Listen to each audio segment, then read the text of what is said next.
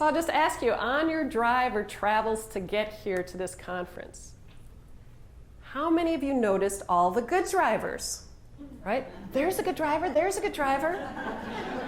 No. Boring. But what if someone were to swerve or cross over the line when you're driving? Yeah, I'm hoping you're all about keeping yourself safe, right, and taking action. Yeah, so the survival instinct is important, whether it's when we're driving, whether it's when we're trying to get out of a burning building. But we need a better balance.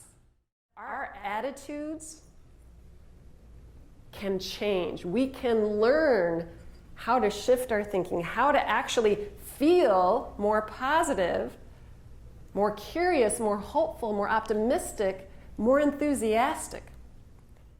You know, we come with this perspective and we think we're experiencing the world around us. We think we're experiencing our work environment, when in reality we're experiencing our thoughts. And we think that's the world. We think that's reality, but depending on what you're focused on and depending on what you're replaying in your mind, that is creating how you experience your day. But I have a different question for you.